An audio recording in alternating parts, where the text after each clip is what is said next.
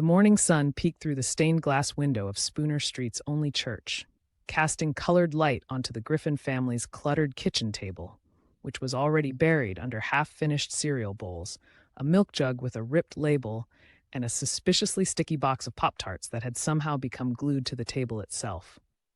Peter Griffin sat in a lopsided chair, flipping through the Quahog Daily News, chewing loudly on a half-burnt toaster waffle.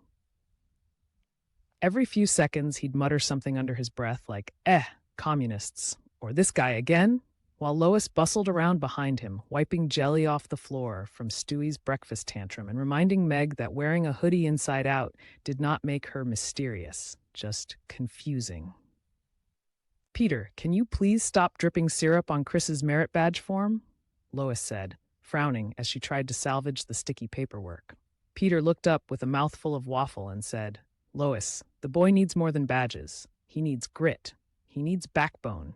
He needs... Wait, is this about that scout jamboree thing today?" Chris, sitting quietly with his oversized scouting cap slipping over his eyes, nodded hesitantly. "Yeah, Dad, they're doing evaluations today, like tying knots and surviving in the wild. The troop leader says I'm on thin ice." Peter slapped the table, sending a spoon spinning. "Thin ice? Who the hell does this guy think he is? Nobody puts my boy on frozen metaphors. Don't worry, Chris. Your old man's going to show those Boy Scouts what you're made of. I'm coming with ya." Lois frowned. "Peter, are you sure that's a good idea?" Peter stood tall. Well, as tall as a short, chubby guy with a green pants and white shirt combo could, puffed out his chest and declared, "Lois, I was a scout once, for 2 glorious weeks before I got banned for roasting marshmallows on the electric grill. I'm practically an expert."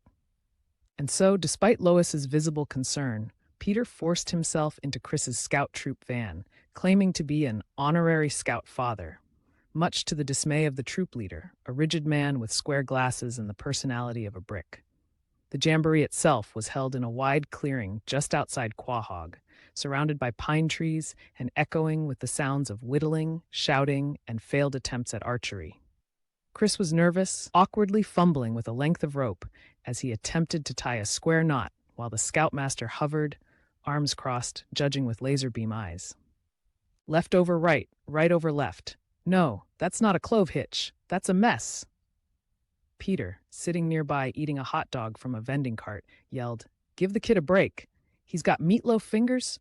You ever try knots with sausages for hands?" The troop leader turned. "Mr. Griffin, if you're not part of the troop, please refrain from interfering." Peter stood up, dropped his hot dog, and pointed dramatically. "You want to see interfering? I'll show you interfering." Within minutes, Peter was running mock drills with Chris, creating utter chaos as they tried to demonstrate advanced survival techniques, including rubbing 2 sticks together so aggressively they caught Peter's pants on fire and teaching Chris to intimidate wildlife by screaming at a squirrel until it attacked them.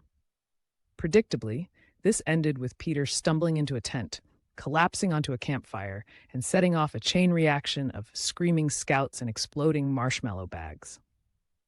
Back at home, hours later, Lois opened the front door to find Peter singed, limping, and holding a participation ribbon with a cartoon bear on it. Chris followed behind, shoulders slumped. "They kicked me out, Mom," Chris muttered.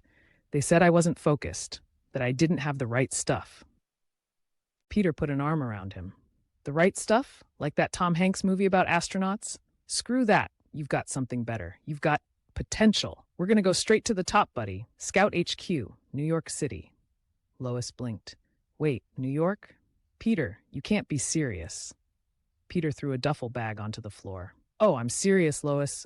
I'm talking Statue of Liberty, Times Square, and that giant Toys R Us with the Ferris wheel in the middle. We'll plead our case to the big scout honchos, and maybe, just maybe, we'll see the M&M store." Lois sighed, but knowing how stubborn Peter could be once an idea took root, she reluctantly agreed.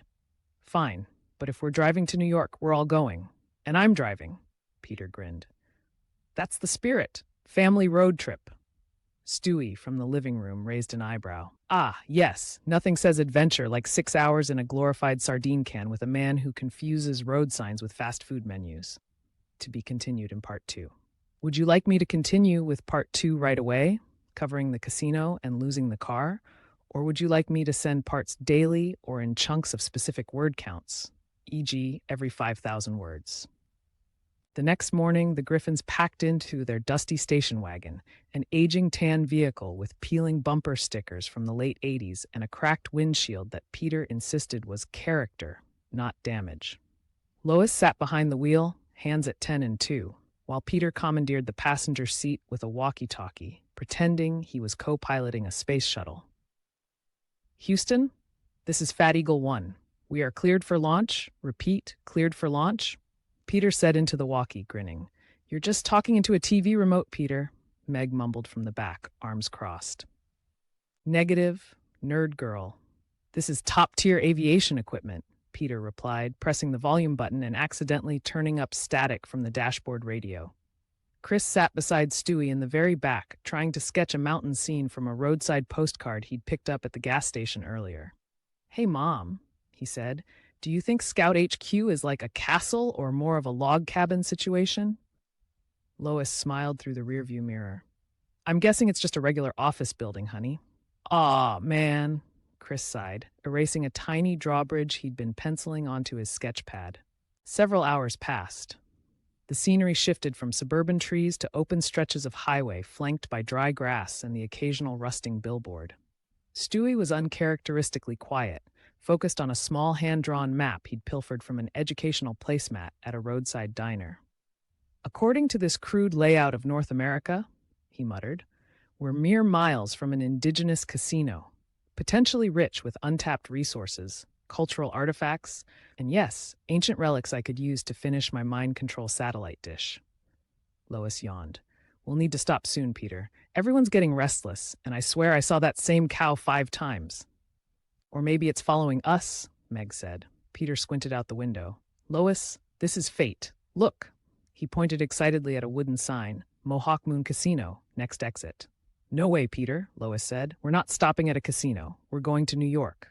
But Lois, it's destiny. It's literally on the way. And besides, casinos have buffets. What's more American than gambling and ham carved with a sword? Lois groaned. We're stopping for food and a bathroom break. 10 minutes, Peter. That's it. They exited the freeway and pulled into the Mohawk Moon Casino's gravel lot. The towering neon sign flickering between Welcome and Welco E as if unsure how to greet visitors. The parking lot was dotted with RVs and loud tourists in Hawaiian shirts holding oversized novelty cups. Inside, the air smelled like stale cigars, popcorn, and regret. All right, kids, Lois said. Use the bathroom, stretch your legs, and we'll grab food at the cafe. Nobody touch anything that blinks. Peter, already halfway down the lobby toward the roulette tables, called back. Got it, babe, Lois frowned. That was not a promise, that was a lie. Meanwhile, Stewie wandered toward a corner display near the casino entrance, a floor-to-ceiling wooden totem pole decorated with animal carvings and painted faces. He stared up at it in awe. My word, the craftsmanship, the symbolism, the latent potential for channeling the rage of forgotten gods. It's perfect. I must have it. A security guard passed by and eyed him. Hey there, little guy, you lost? Not at all, Stewie said, tipping an invisible hat. Just evaluating your cultural artifacts for authenticity. Back on the gaming floor, Peter had already made himself at home. He was seated at a blackjack table between a man wearing a raccoon hat and a woman who looked like she hadn't blinked since 1992. He slapped down the last of his cash, $46 in crumpled bills and one expired Red Lobster gift card. Hit me, he declared. The dealer raised an eyebrow. Sir, you already have 20. Did I stutter? Lois walked up just in time to see Peter receive a queen. The dealer said, Bust, you're out. Peter stood, completely undeterred. You see that? I played to win. I live on the edge. That's how the pioneers did it. You just lost all our food money, Lois said, arms folded. Correction, Peter said, holding up a shiny plastic token. I won this free buffet coupon. It expires in 20 minutes. And guess what? Kids eat free. Meg leaned in. Wait, where's the car key? Peter looked around his pockets, then froze. Lois's face turned red. Peter, where is the key? Peter looked down at his feet. I might have, sort of, bet it in a side game? Chris blinked. You gambled the car key? Peter nodded. And the title to the car and maybe the spare tire. Lois grabbed his shirt. You what? It's fine. All I have to do is win one more hand. High-stakes poker. Winner gets the car back. Easy peasy, Loisy.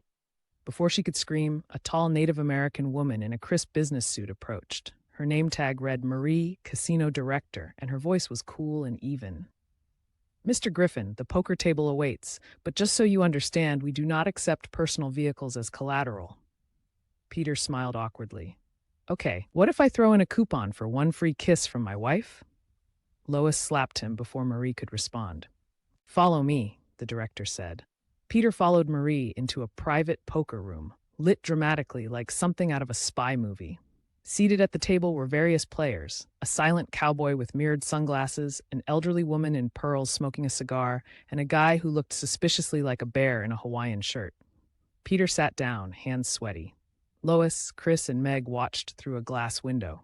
Chris whispered, I think Dad's gonna lose. Lois sighed. No, Chris, I think he already did. Back in the game, Peter looked at his cards, a 3 and a 7. Perfect, he whispered. Time to bluff. He smirked, leaned back, and tossed in all his chips. I'm all in. The players murmured. Marie raised an eyebrow. Are you sure, Mr. Griffin? Peter winked. Confidence is my middle name. Actually, it's Lovenbrough, but only because my dad lost a bet at Oktoberfest. The cowboy folded. The elderly lady called. The bear thing blinked once and pushed in his chips. Marie revealed the cards. Peter had nothing. The lady had a full house. She smiled sweetly. I win, honey. Peter blinked. But I had a 3. That's almost a full house. Almost doesn't win the car back, Marie said calmly. I'm afraid the Mohawk Moon Casino now owns your vehicle.